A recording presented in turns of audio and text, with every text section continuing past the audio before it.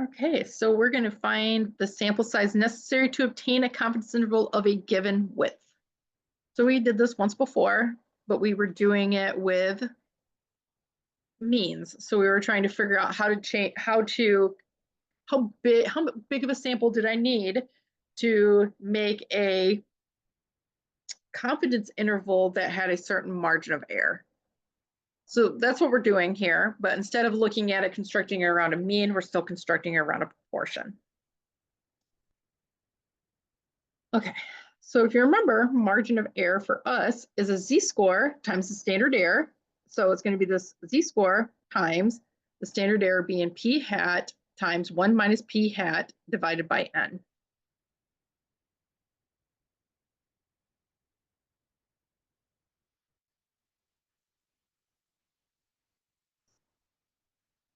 So like I said before, a smaller margin of error makes the confidence interval more useful. So if we want to keep the same level of confidence, but we want to make sure that we have a smaller margin of error so we can pinpoint a little better, means that we might have to increase our sample size. So we just had to figure out, what do I need to increase my sample size to? So if we wish to make the margin error of a confidence interval smaller while keeping the confidence level the same, we can do this by using a larger sample size. So all we're trying to do here is figure out what that sample size would have to be. So I'm going to solve for n, because n is my sample size. So if I want to get rid of the square root, that means I have to square everything. So I'm going to have m squared times z squared. Actually, let me do one little step before I do that. So I have to explain less. Let's just divide by z first. So we'll have m divided by z equals the standard error. Now we'll square both sides. So we'll have m over z squared. And if we square a square root, it's going to get rid of that square root for us. So to get that n here, all I'm going to do is I'm going to multiply by n. So n is over here now.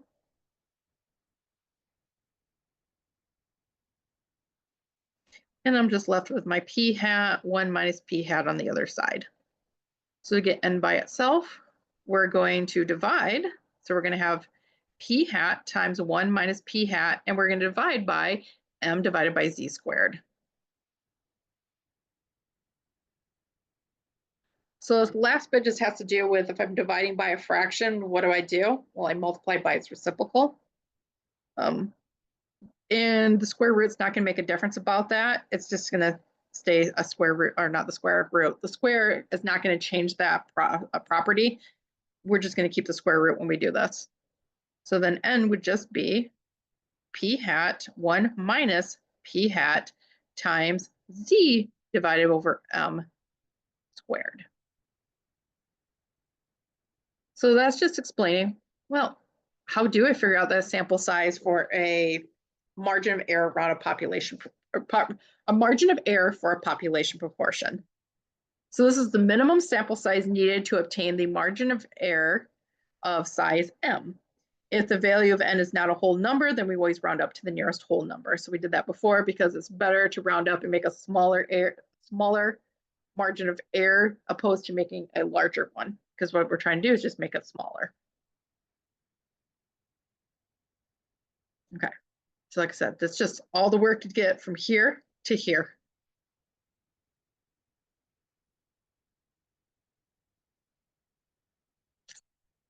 All right.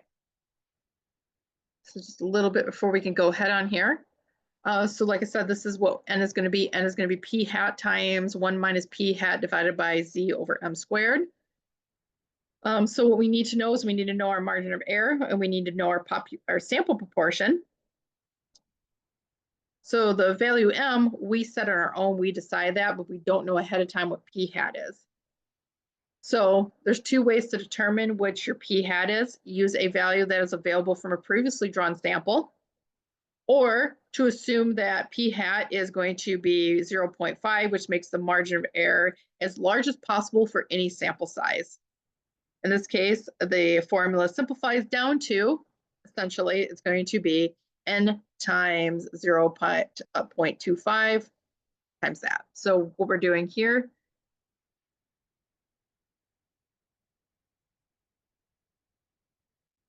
is that remember that we have this p hat, 1 minus p hat, and this is maximized. So we get the largest value if p hat happens to be 5%. So what 2 is doing is that if we don't actually know what our sample proportion is, we don't have a point estimate, is that we are just going to guess the worst case scenario, and that is that p is going to be 0.5, 0.0, oh yeah, 0.5. So it's going to be half, which is going to basically construct my largest p times 1 minus p hat.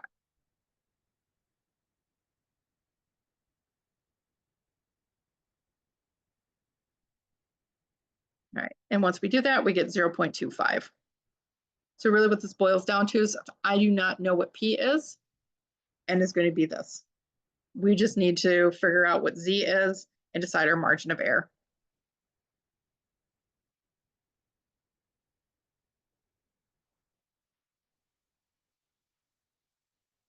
Okay, so in the previous example of 800, 632 believe that music education has a positive effect.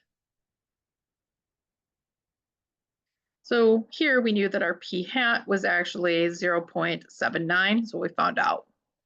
So estimate the sample size needed for a 95% confidence interval that has a margin of error. So my m is going to be 0.025. So I'm just trying to make my margin of error pretty small here. So we're leaving about 2.5% margin of error.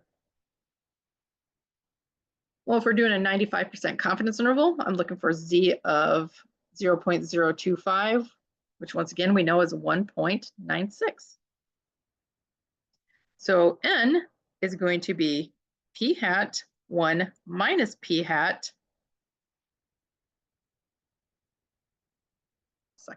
times z divided by m squared. Sorry, my dog's barking. All right, so n is going to be 0.79 times 1 minus 0.79 times 1.96, because that's my z-score, divided by 0.025 squared. So I'll put that on my calculator as is. 0.79 times 1 minus 0.79 times 1.96 divided by 0.025, and all of that whole part is going to be squared. So we get a sample. So we don't need a sample of 800. What we really should be having is a sample of 1.019.714304, or 1020. So like I said, we're just happen to be using what it was a smaller sample size as our point estimate to make a guess. Like, well, if I have 800, then, this is what, we build a confidence interval around that.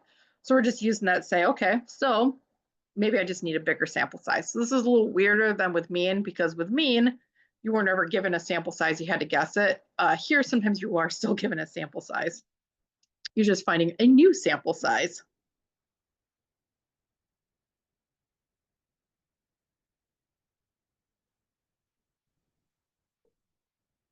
The new sample size for a margin of error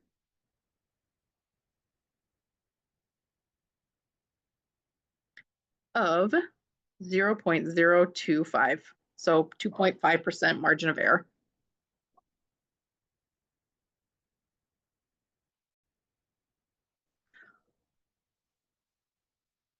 Oops. There we go.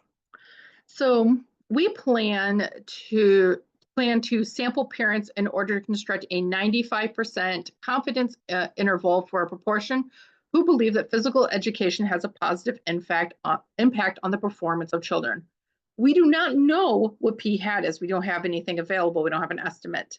Estimate the sample size needed so that a 95% confidence interval will have a margin of error of 0.025. So if we have no p hat, then we have n is equal to 0.25 times the z-score divided by m squared. Because remember, what we're assuming now is that p hat is going to be 0.5, which means that 1 minus p hat is 0.5, which then means that p hat times 1 minus p hat is going to be 0.25, or sorry, not 0.25, 0.5 times 0.5, which is going to give me 0.25. I think I was saying 2.5 earlier. Got ahead of myself. Okay. So we are told our margin of error, and once again, we got a 95% confidence interval that tells me that my z-score is still going to be 1.96. So n is going to be, my guess, what I need to do for a sample size is 0.25 times 1.96 divided by 0.025 squared. So this is basically give me the largest possible sample size I expect to have.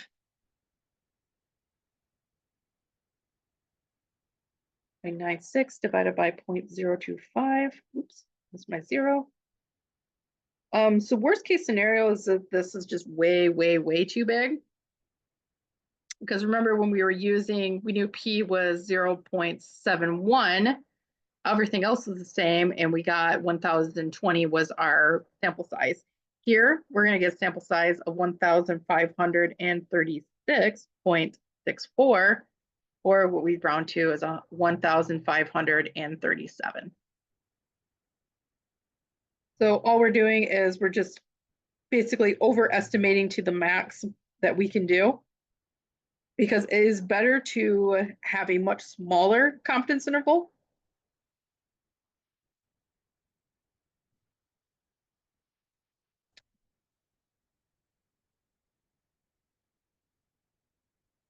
I was trying to figure something out here. I think I have a number off somewhere. Nope, I'm good. All right, my numbers are fine. Like I said, because the worst case scenario is that what's going to maximize us the most is that p hat is 50%. Then that is going to give me the largest p hat times 1 minus p hat. That's really what it comes down to, is this. So it's going to be the largest I possibly expect, so that when I construct the most of this, I'm getting the largest largest sample size I can possibly expect. So from here, what we might see is when we actually did the actual work and we got our margin of error and all that stuff, we might we might have a way smaller margin of error than 0.025, which is fine, because we would want to have a margin of error that's either at 0.025 or smaller. But it's okay to go smaller, because what we're trying to do is really pinpoint where that population statistic is at. All right, so just one more example of that. A pollster is going to sample the number of voters in a large city and construct a 98% confidence interval for the proportion who support the incumbent candidate for mayor. Find a sample size so the margin of error is no larger than 0.05. So once again, we have no p hat. So we're going to end up saying, well, p hat is 0.5, which means that when I look for n, we're going to be looking at 0.25 times, oops, wrong thing, times my z-score divided by my margin of error squared. So before I even can do that, I need to figure out what z is. Z is the only thing that's a mystery to me.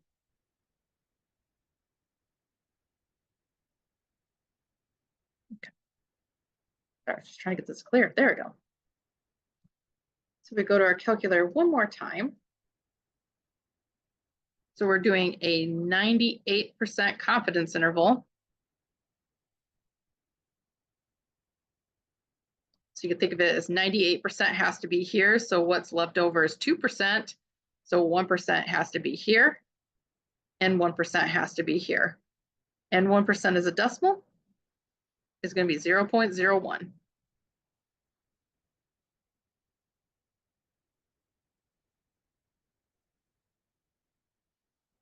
So we go to second bars. We go down to number 3.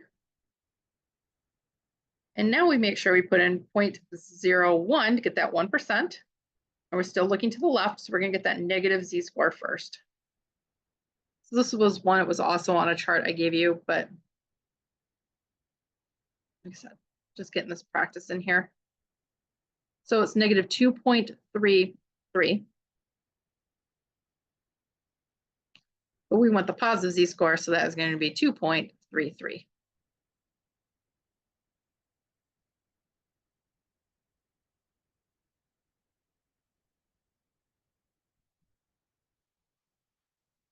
So z of 0.01, so that 1% in the left tail, or 1% in the right tail is actually what we're looking at. That is going to be z-score 2.33. We were told that my margin of error is 0.05. We were told that we don't have a p-hat, so we assume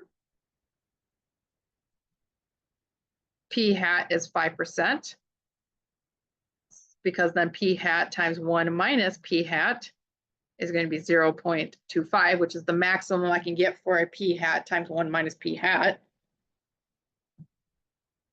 So I look for n. We don't have that p. Like I said, originally formula is the p-hat 1 minus p-hat times z divided by m squared. Well, we have 0.25 now. And then z is 2.33, and we're dividing by 0.05, and everything is squared.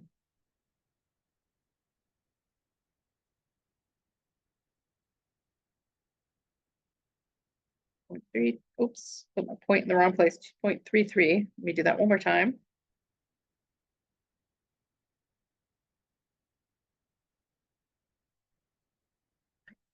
And what we're told is that for the sample size, we just need 542.98, or approximately 400 or 543. So that's the sample size I would need.